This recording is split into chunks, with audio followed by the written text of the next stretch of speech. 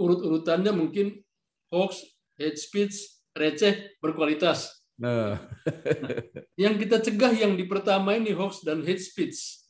Ini aja susah sekali. Gitu. Nah, kita tahu data yang kemarin dilansir oleh media-media internasional soal hoax di Spanyol, dari satu keyword aja soal COVID-19, itu duit yang beredar di hoax tentang keyword itu 12 juta dolar. Jadi hoax itu seperti halnya kebencian. Dia menjelma menjadi produk yang laku dijual. Kayak industri. Jadi kayak industri dia, Mas. Gitu. Nah, ini kalau nggak dicegah, maka orang yang memproduksi ini, dia akan nothing to do dengan ideologi, nggak ada hubungannya dengan ideologi, nothing to do dengan politik, dia urusannya laku aja dijual.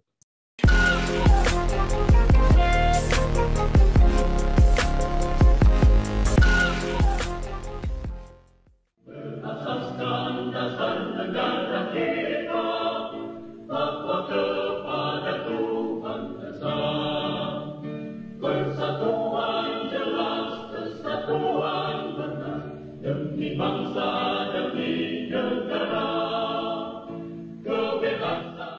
Hidup lagi asik pakai leben, semua ada di leben. Hidup lagi asik pakai leben, hidup lagi asik pakai leben.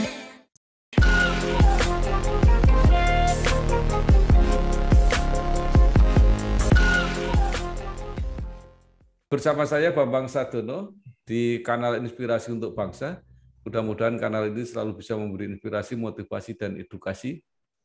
Kami sedang mempersiapkan beberapa video wawancara untuk memberi gambaran tentang media atau pers Indonesia saat ini dan bagaimana prospeknya ke depan. Senyampang kita akan memperingati Hari Pers Nasional 9 Februari 2022. Saya sudah bersama dengan Bapak Wenceslaus Manggut, ya. Mudahnya nanti kita singkat Wens aja, Mas Bambang. Ya, saya singkat dengan Pak Wen saja.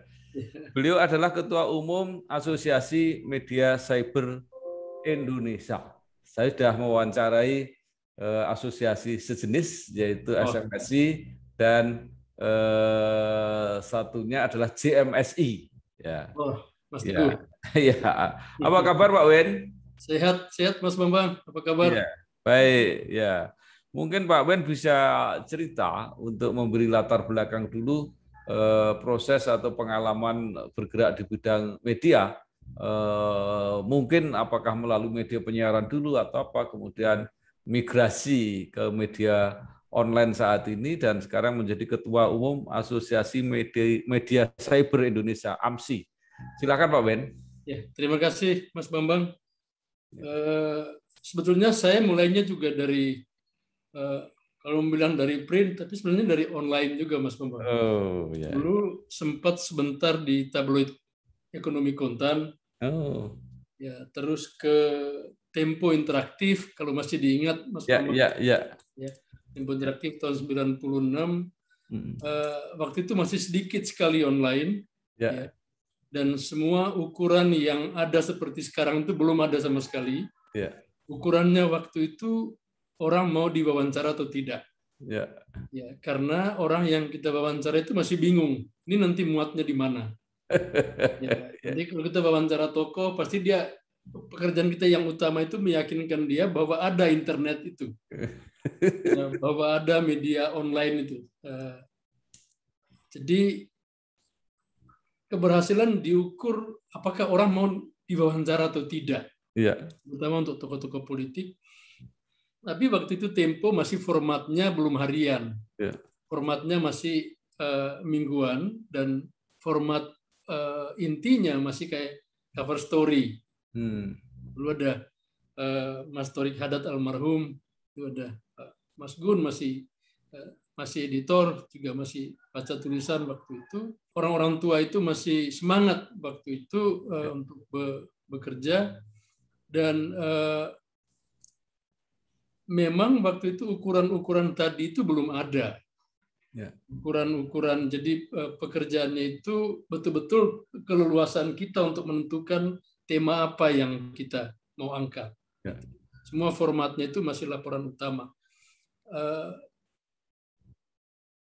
Beriringan dengan perkembangan waktu itu untuk harian, kalau nggak salah Tempo Interaktif itu ngambil dari Jakarta Post, itu untuk edisi hariannya. Jadi kami baca Jakarta Post setiap pagi, kemudian kita contreng mana yang perlu di-upload untuk versi harian dari Tempo Interaktif itu. Nah, kemudian bergabung, dan kalau nggak salah waktu itu yang banyak sekali sumber gitu yang minta supaya wawancara mereka di-print. Jadi setelah kita online pun wawancaranya, kita print lagi versi kertas yang AVS itu, lalu kita bawa ke rumahnya, terutama untuk orang-orang tua yang senior-senior di partai politik atau pejabat itu, jadi versi printnya dalam bentuk AVS tadi itu. Walaupun kemudian memang Tempo ngambil kebijakan setiap 6 bulan kalau nggak salah, atau setahun sekali, terbit versi cetaknya, versi bukunya. Itu. Terbit versi bukunya untuk dijual di Gramedia kalau nggak salah waktu itu. Nah kemudian Tempo terbit lagi, gabung di majalah Temponya saya, Mas Bambang itu. Lama di reporter politik dan investigasinya sebetulnya. Nah, lalu tahun 2007 akhir gitu ada 2 teman yang pulang dari luar. Ada Nejar Patria yang pulang dari London School waktu itu, terus ada Karania Dharma Saputra yang sekarang jadi presidir di OVO. Dia pulang dari Washington University, dan mereka bawa cerita bahwa di luar trennya memang ke online. Karena itu kayaknya memang kita harus migrasi ke online.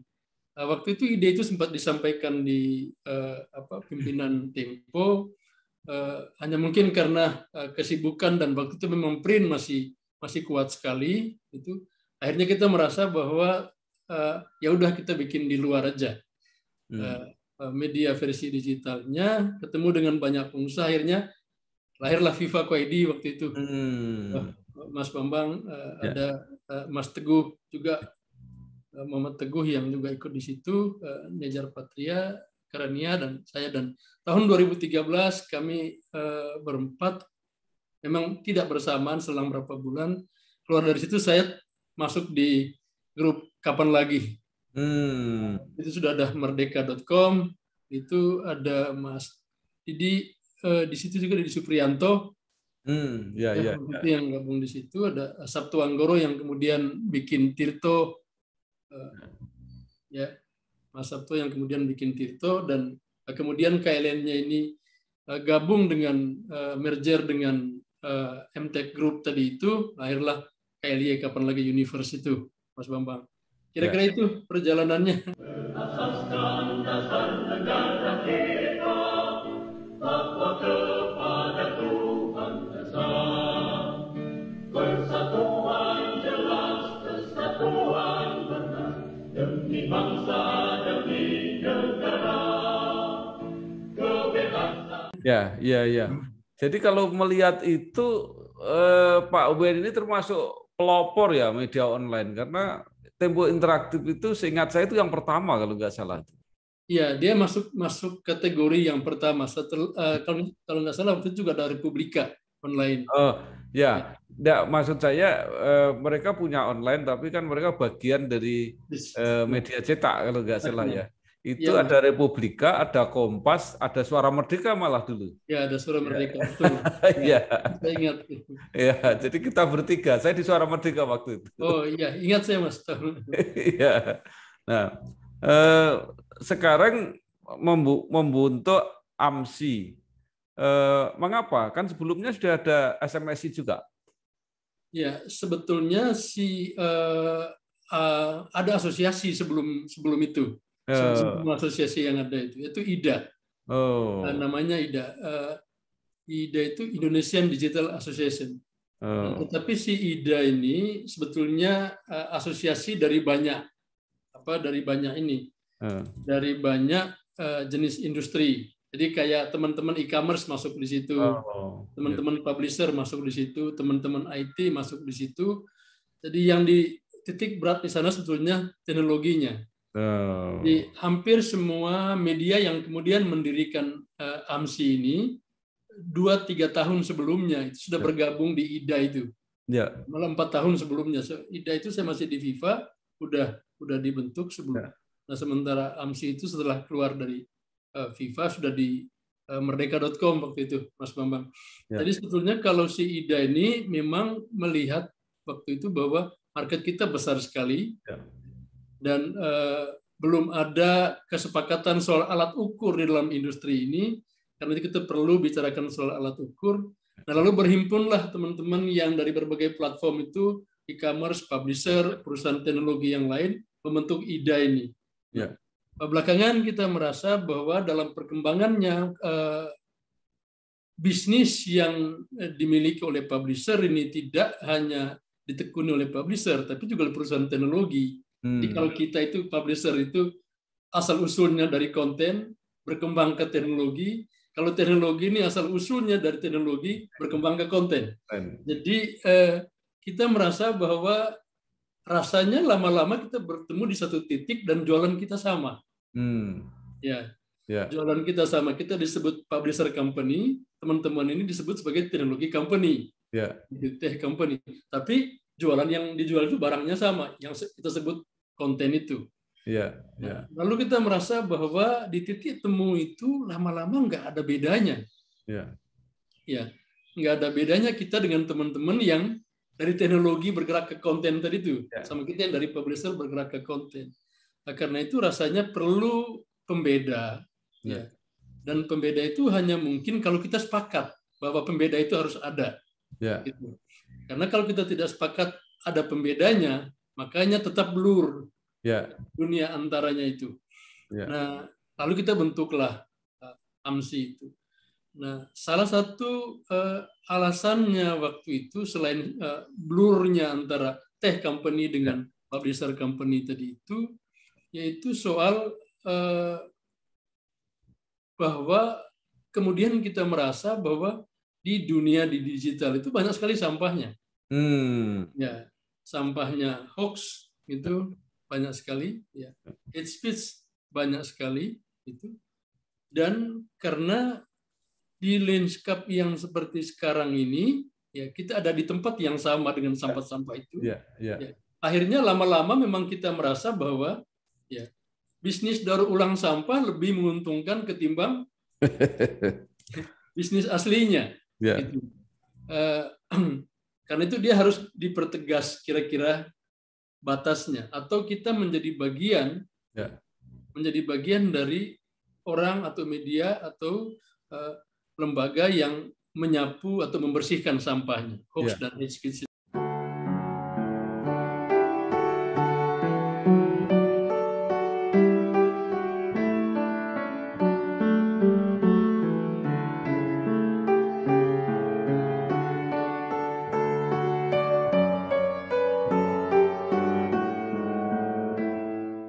Pak Wen, apakah saya boleh simpulkan bahwa pembeda itu dan karakteristik ini adalah jurnalistik?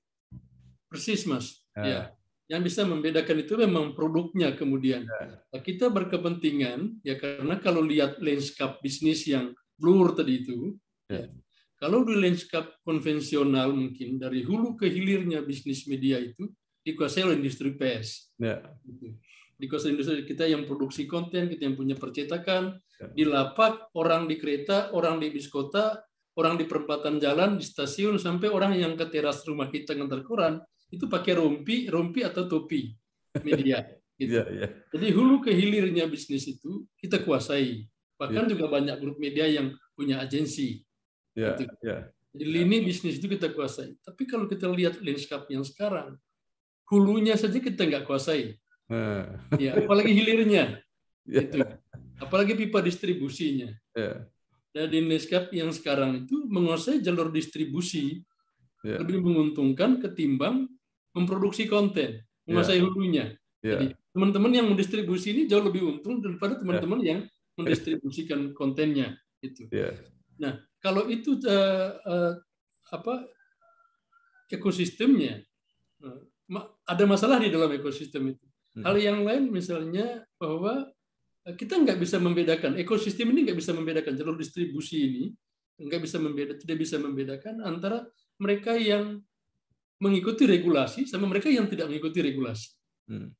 Antara konten original sama konten saduran. Ya. Kita bikin original gitu, tiba-tiba ada orang yang bikin copy paste, bisa kita yang dituduh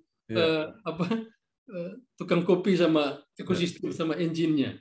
Gitu. Jadi sistemnya ini, ekosistemnya tidak memberi insentif kepada kualitas konten. Konten berkualitas. Nah, kita merasa bahwa ini kayaknya akan masalah buat jurnalisme.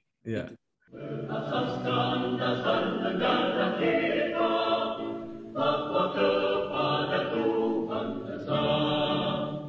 Persatuan jelas, kesatuan benar, demi bangsa, demi negara.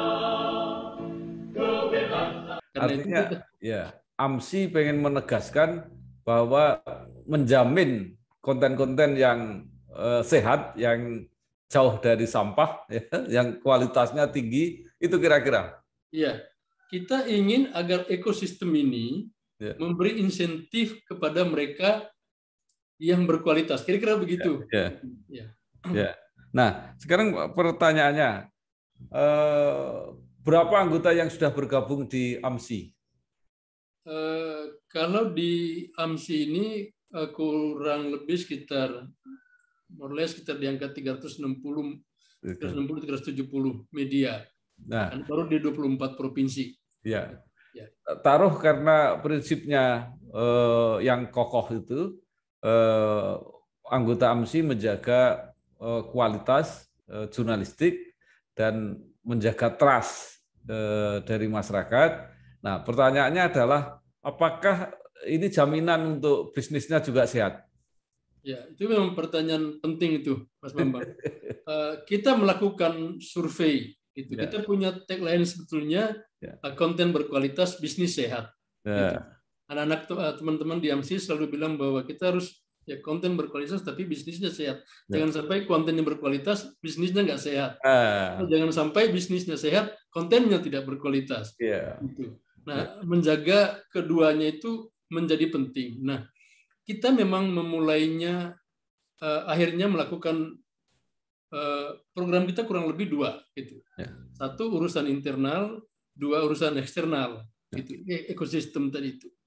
Yang internal, yang kita lakukan di internal itu adalah, gitu,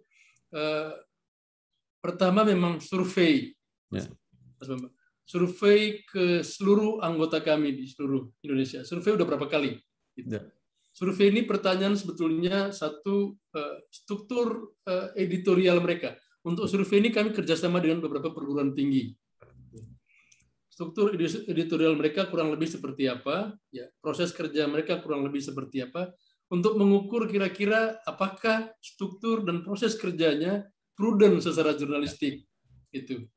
Nah, yang kedua, soal bisnis mereka, model bisnis mereka kira-kira seperti apa, itu. Untuk kira-kira, karena kami asosiasi, kira-kira kita perlu menyediakan pelatihan model bisnis seperti apa, gitu, pada teman-teman anggota kita. Nah, survei kualitas, survei konten, kami juga bekerja sama dengan Pusat Bahasa, kemudian Pusat Bahasa Indonesia, Kemendikbud, survei melihat kualitas berita, gitu. Karena dari situ baru kita tahu kita perlu pelajaran tentang apa, gitu. Nah, ada kurang lebih 1.000 tulisan atau 500 tulisan, saya lupa gitu, totalnya dari sekian banyak media anggota kita yang dinilai tulisannya. Lalu dari situ kita lihat gitu, oh problem kita itu di produknya, soal tata bahasa, soal ejaan. Lalu kita bikin pelatihan soal itu. Nah, pelatihannya rutin kalau di AMSI untuk pelatihan dari sisi itu. Nah, kami juga kerjasama dengan Gojek itu untuk kurang lebih yang sama. Kami ingin memotret apakah secara konten kita punya masalah atau tidak. Masalahnya apa, lalu kira-kira apa yang harus kita lakukan untuk mengatasi masalah-masalah itu. Intinya di situ ada pelatihan. Dari sisi bisnis juga lebih sama. Saya mau tanya dulu, apa hubungannya dengan Gojek? Waktu itu sebetulnya kita berpikir bahwa market brand-brand yang berpusat di Jakarta itu sebetulnya di daerah. Itu banyak sekali brand yang ada di Jakarta, tapi mereka placement-nya di media nasional. Padahal target dia di daerah. Ya, target mereka di daerah. Dan kita cari brand yang kita anggap bahwa memang mereka penetrasinya di daerah kenceng. Dan salah satunya si Gojek ini. Kita merasa bahwa penetrasi dia di market dia di daerah itu besar, tetapi mereka belum melihat media di daerah sebagai partnernya, gitu. Sebagai partnernya untuk bekerja sama. Salah satu tujuan kami di AMSI itu, Mas, itu membuat supaya ekosistem bisnis lokal itu, minimal, cita-citanya sih, asosiasi ini mengorkestrasi ekosistem bisnis lokal. Supaya para pebisnis lokal itu hidup, itu supaya market lokalnya solid, dan kalau brand-brand besar nasional itu mau masuk, dia harusnya masuk di media lokal. Itu. Kalau media lokalnya sanggup menggrab ekosistem lokalnya. Nah, yang kita target, makanya kita ajak teman-teman brand besar itu, bukan hanya mereka sebetulnya, tapi Sinarmas juga kita ajak untuk kerjasama, termasuk teman-teman di Piridam karena ada kaitannya dengan kesehatan. Untuk ngajak kerjasama dengan AMSI di daerah, intinya kita ajak mereka. Nah, tetapi memang salah satu formatnya itu waktu dengan Gojek itu kita format pertamanya memang lomba tulisan feature. Sebetulnya juga untuk memotret tadi itu apakah kita punya problem dalam kualitas tulisan, problemnya apa, lalu pelatihannya kira-kira seperti apa. Pelatihannya bisa kerjasama dengan siapa aja. Oke.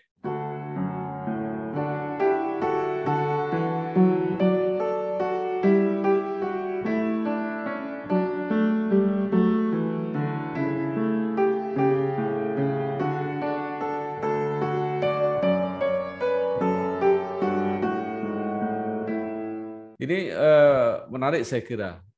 Jadi serius mengurus kualitas ini. Nah, sekarang pertanyaan saya kan namanya bisnis media ya, apalagi bisnis media digital seperti ini, kan satu-satunya penghasilan utamanya kan dari iklan.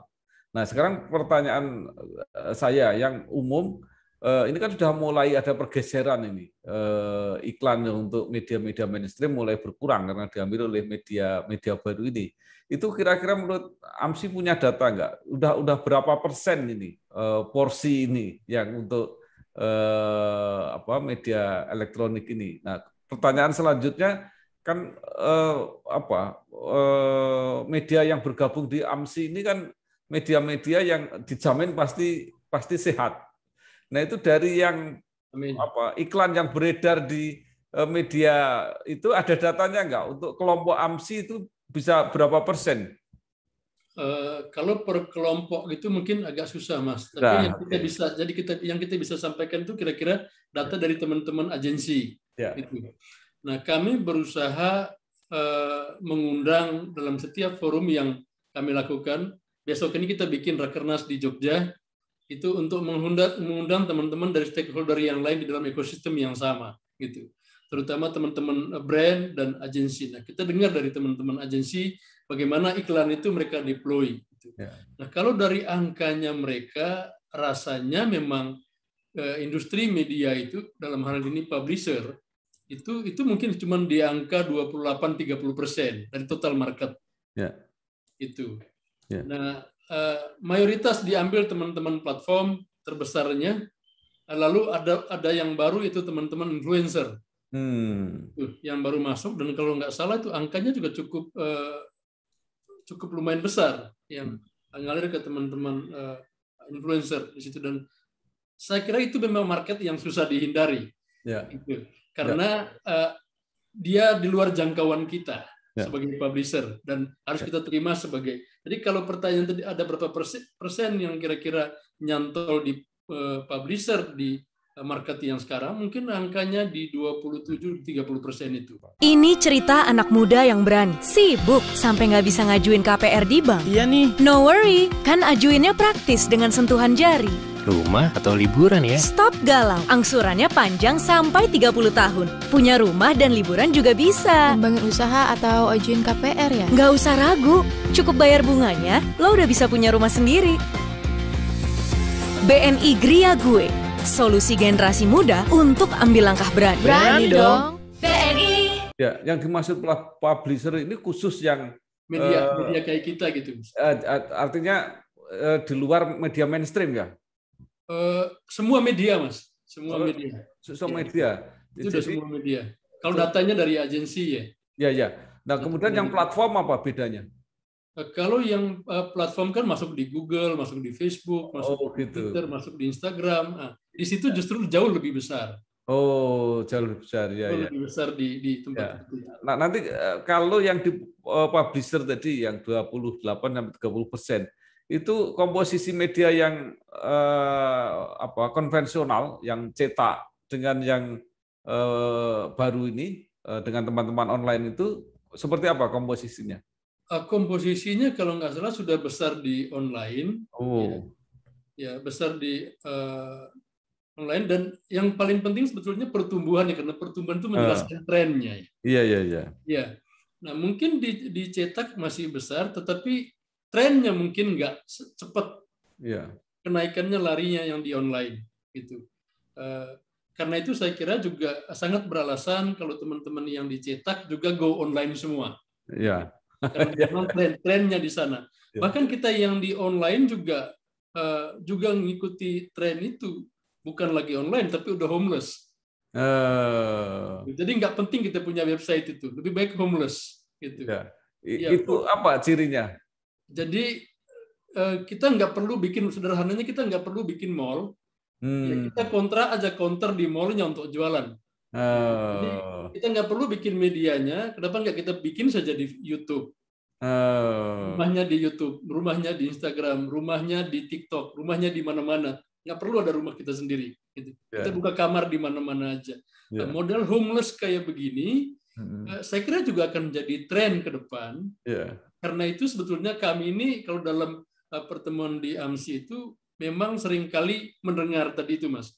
Mendengar dari teman-teman industri yang lain untuk memahami tren. Nah, tetapi balik lagi ke pertanyaan tadi soal model bisnis itu kami sebenarnya awal pandemi melakukan survei untuk model bisnis ini. Pertanyaannya sederhana aja sebenarnya, model bisnisnya teman-teman itu apa saja? Mereka pilih iklan, ada kerja event, ada kerjasama, ada model ini, ada pay-side, ada yang macam-macam. Kalau di AMSI itu mungkin karena dari yang raksasa sekali ada sampai yang UKM ada, jadi model bisnisnya macam-macam. Waktu itu kalau kita tanya, apakah dengan situasi pandemi sekarang ini seberapa lama Anda bertahan? Mereka bilang, kami ada pertanyaan sebelum pertanyaan itu, apakah karena kesulitan pandemi ini Anda sudah mulai merumahkan karyawan gaji dipotong, PHK? Memang ada beberapa yang itu melakukan itu. Lalu kita tanya, dengan situasi yang kayak begini terus, Anda bertahan sampai kapan? Ada yang bilang 6 bulan, ada yang bilang 1 tahun, ada yang gede sedikit bisa 2 tahun, 3 tahun. Gitu. Nah, berdasarkan itu kira-kira kami mencari bantuan. Itu kalau yang tadi dari sisi konten, yang ini dari sisi bisnisnya. Kami mencari bantuan. Kami berkepentingan sekali bahwa dalam situasi pandemi informasi itu sangat penting karena informasi membuat segalanya menjadi terang. Kalau bayangkan kita mengatasi pandemi dalam situasi gelap tanpa informasi, kita kayak ada di ruang gelap. Gitu. Nah, kami berkepentingan supaya media-media ini, teman-teman anggota ini bekerja untuk menerangi pandemi yang gelap ini. Nah, kami cari bantuan, termasuk ke luar negeri, cari fundraising, dan itu mungkin di atas 100 media yang dapat waktu itu, yang dapat untuk fundraising ada yang 6 bulan, ada yang 1 tahun, ada yang 3 bulan, tergantung proposal yang diajukan. Intinya sebetulnya kami cari bantuan supaya media-medianya tetap bisa beroperasi, beroperasi dengan dengan independen dan konten yang berkualitas tadi itu. Nah, kami juga cari bantuan ke brand-brand yang lain untuk kerjasama, konekin teman-teman media di daerah itu dengan media-media yang besar di Jakartanya. Kalau ada cross konten, mungkin bisa dibayar ke teman-teman di daerah. Teman-teman di daerah bilang, ya kalau cukup untuk sewa kantor, biaya listrik, dan lain-lain, ya cukuplah. Gitu. Untuk cross konten itu, dari biaya cross konten. Intinya kami banyak cara yang kami cari, supaya teman-teman ini bisa hidup untuk selama masa pandemi itu. Senyampang itu tadi itu kami bikin kursus model bisnis itu, Mas. Kursus model bisnisnya macam-macam.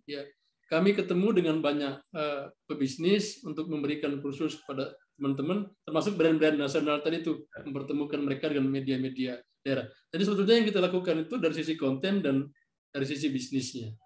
Itu sih. Jelas berpendapat dengan tanggung jawab di pundak kita. Indahnya kesejahteraan sesama, damai dan sejahtera, bekerja sama dengan. Ya, nah memang dari kalangan apa ya pemasang iklan yang membutuhkan media itu termasuk pemerintah juga sudah mulai mengatakan bahwa alokasi juga banyak diberikan kepada media-media online ini. Nah, pertanyaan saya begini, media-media konvensional yang migrasi ke media online itu kan sudah menang dulu dengan namanya yang besar itu. Nah, itu bagaimana dengan media-media online yang baru muncul? Ya, memang satu memang mungkin brandnya kuat. Ya. Tetapi seringkali ukuran mereka di online ini, di ekosistemnya tadi itu, apa yang kita sebut dan risaukan kemudian yang kita sebut traffic itu. Ya. Jumlah pengunjung. Jadi banyak sekali pendatang baru yang mungkin dari sisi brand mereka baru, tapi dari sisi tuntutan KPI akan traffic itu, mereka sangat prudent. Gitu. Nah, karena itu memang saya kira tidak bisa lagi mengukur pakai ukuran konvensional untuk hidup di dunia yang baru ini. Itu di dunia yang penuh KPI ini. Kalau kita pasang iklan di konvensional mungkin sesederhana, yang penting bannernya udah nongol di satu halaman penuh gitu, dan kita tidak menghitung atau si brand tidak perlu menuntut ke kita berapa sih yang lihat iklan itu. Kalau di online ini dia bisa hitung kayak pom bensin itu, Mas, hari ini yang lihat iklannya berapa gitu. Kalau sudah sampai 1 juta yang lihat iklannya, ya selesai kontrak kerjanya, misalnya kayak gitu. Nah, saya kira memang banyak ilmu baru di dalam platform yang baru ini yang oleh teman-teman pendatang baru tadi itu rasanya mereka juga lebih cepat memahaminya.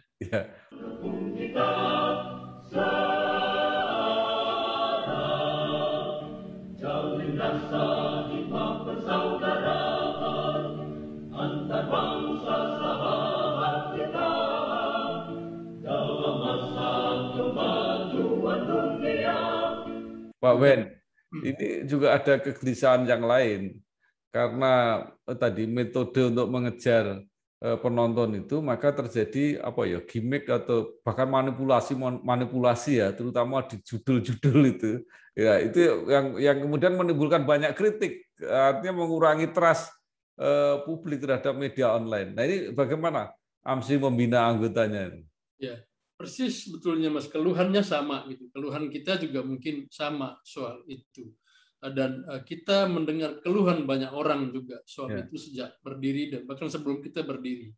Nah, tetapi memang kita memang harus menyelam lebih dalam ke ekosistemnya tadi. Apa yang membuat ini terjadi? Bahwa ada problem dari sisi kualitas jurnalis mungkin gitu. Bahwa ada problem dari kualitas dari sisi para pengelola mungkin gitu. Tapi ada problem yang lain, yaitu ekosistem tadi itu. Gitu. Ekosistem ini gitu. Memang tidak bisa membedakan antara kualitas dan receh karena ukurannya tadi itu datang dengan KPI yang baru dia. Nah, dan bukan hanya kita yang punya keluhan yang seperti ini. Semua negara juga punya keluhan yang sama. Bahkan kalau kita lihat urut-urutannya mungkin hoax, hate speech, receh, berkualitas. Nah, yang kita cegah yang di pertama ini hoax dan hate speech. Ini aja susah sekali. Gitu. Nah, kita tahu data yang kemarin dilansir oleh media-media internasional soal hoax di Spanyol, dari satu keyword aja soal COVID-19, itu duit yang beredar di hoax tentang keyword itu $12 juta. Jadi hoax itu seperti halnya kebencian. dia menjelma menjadi produk yang laku dijual. Kayak industri. Jadi kayak industri dia, Mas. Gitu. Yeah.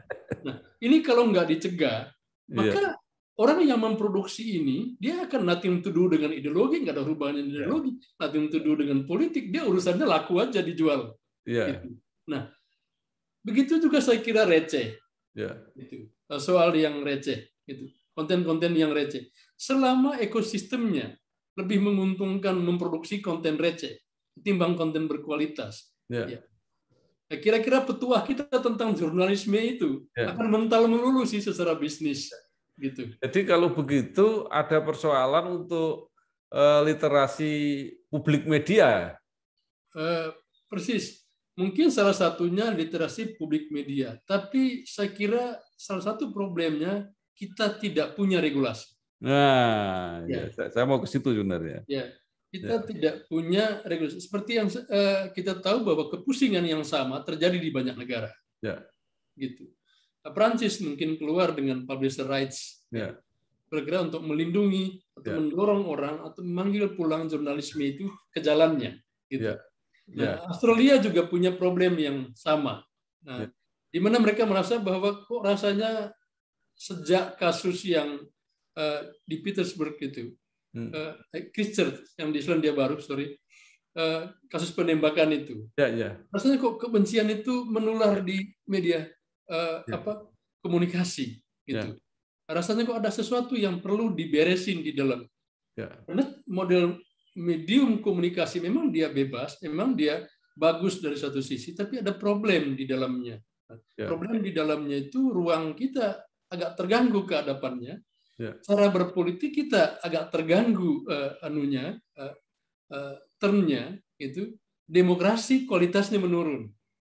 Gitu. Kenapa? Salah satunya saya kira karena ruang ini tidak less regulasi betul.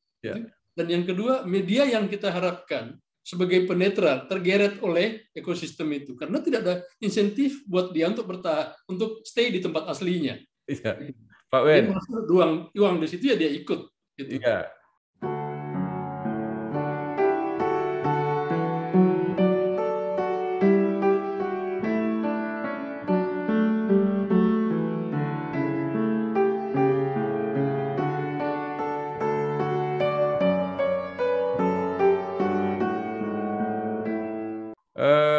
Kita punya regulasi ya, undang-undang pers, undang-undang penyiaran, dan terakhir ada undang-undang ITE. Menurut Pak Wen, apa yang perlu dibenahi?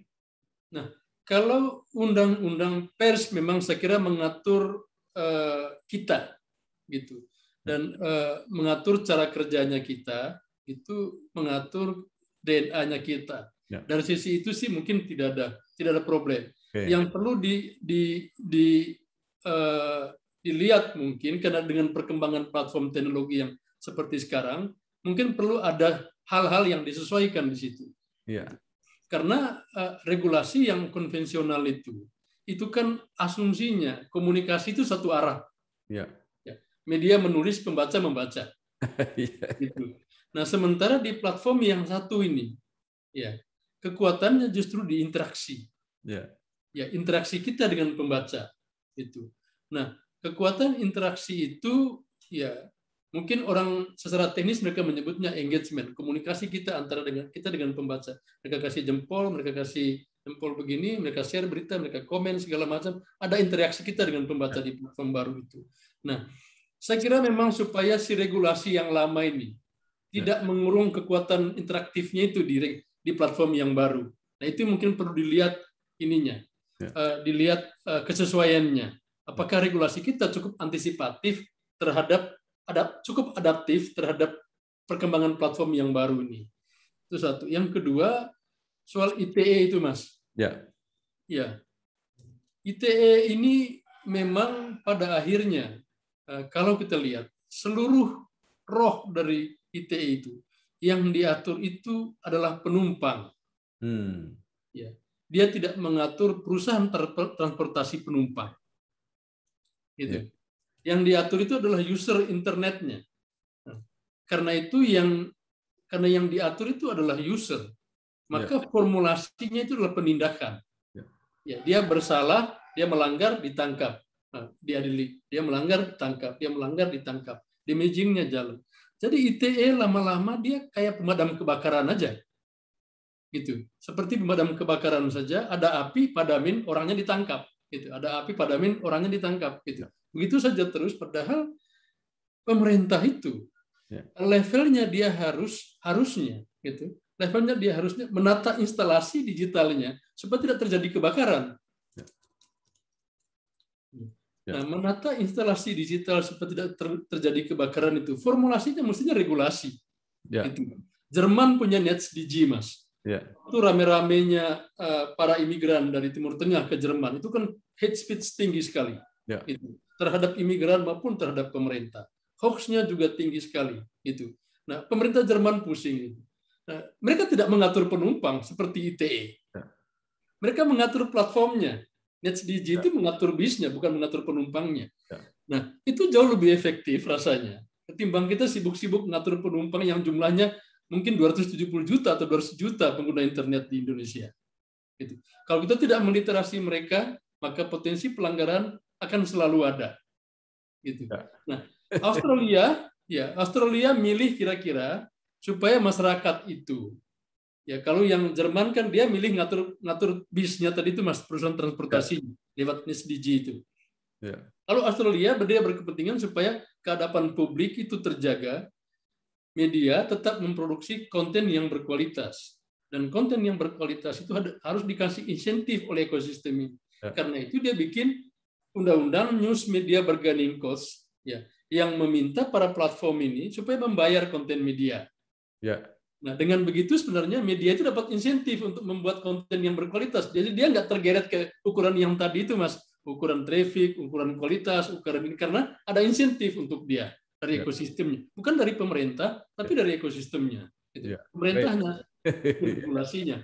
Berasaskan dasar negara kita bahwa kepada Tuhan Esa persatuan jelas, kesatuan benar demi bangsa, demi negara kebebasan. Iya, Pak Wen, sayang sekali waktunya agak terbatas ya. Terakhir saya mau bertanya begini. Sekarang kalau saya mengatakan jangkar media sesuai regulasi itu kan Dewan Pers. Nah, apakah Dewan Pers ke depan ini masih mempunyai kapasitas untuk membina, untuk melindungi, untuk menjaga media yang berkembang begini cepat, terutama media digital ini? Memang harus di-upgrade sih, Mas. Itu mau karena siapapun sekarang butuh upgrade untuk menyesuaikan dengan, dan bisa jadi tahun depan baru lagi perkembangannya. Kita bertemu dengan dunia metaverse gitu, bisa baru lagi itu ada challenging baru lagi di ke depan gitu. Tetapi kalau misalnya teman-teman di Dewan Pers kan bentuk media sustainability itu, Mas. Saya kebetulan ikut di situ yang merancang kira-kira rancangan undang-undang yang mirip-mirip kurang lebih media sustainability news media bargaining cost-nya Australia tadi itu. Nah, regulasi ini sebetulnya sudah draftnya sudah disusun oleh tim bentukan Dewan Pers itu dan sudah sedang jalan. Nah, saya kira memang mungkin dari sisi struktur di Dewan Pers mungkin perlu dilihat dengan tren yang sekarang. Artinya struktur yang konvensional itu mungkin harus diubah. Gitu. Artinya perlu melihat tantangan kita ke depan itu kira-kira seperti apa, ya, solusinya kira-kira seperti apa gitu. Lalu itu disesuaikan dengan struktur, kita mengikuti itu. Bahwa pada hal yang fundamental itu tetap pada jurnalisme yang kita pegang teguh, ya tentu saja iya gitu. Tapi ada perkembangan yang perlu kita adaptif di situ. Ya, tapi yang penting media baru, media digital, media sosial ini sudah terwakili ya di Dewan Pers. Sebetulnya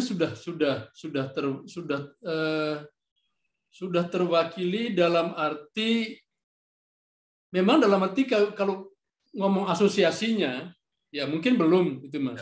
Nah, tetapi yang kita harapkan, dan saya tahu beberapanya bisa, gitu. Yang kita harapkan bahwa satu, teman-teman di Dewan Pers akomodatif aja terhadap tren yang ada dan mau mendengar teman-teman asosiasi ini. Ada berapa asosiasi yang di digital itu, di cyber, mau mendengar masukan dari mereka, gitu. Dan yang kedua, ya mau belajar adaptif terhadap perkembangan yang tadi itu. Gitu. Selama itu ada, saya kira nggak terlalu masalah sih, Mas. Ya, Pak. Tinggal selfie tabungan jadi. Hidup lebih asik pakai Leven. Hidup lebih asik pakai Leven. Baik, terima kasih sekali Pak Ben, Ketua Umum Asosiasi Media Cyber Indonesia. Saya kira penjelasannya semakin melengkapi fenomena bahkan peluang yang sangat luar biasa, bukan hanya di Jakarta, karena sesuai dengan teknologi yang digunakan ini bisa dikerjakan di mana saja, dan sekaligus juga peluang bagi tadi bukan hanya perusahaan besar, UMKM pun bisa mengusahakan media cyber ini. Saya kira terima kasih sekali, mudah-mudahan ini mencerahkan, memberi inspirasi banyak orang, Pak Ben. Sukses terus ya, bisnisnya jalan, tapi idealisme jurnalistiknya juga dipegang teguh. Terima kasih. Terima kasih, Mas Bambang. Sampai ketemu, sukses. Media sehat, negara makin kuat.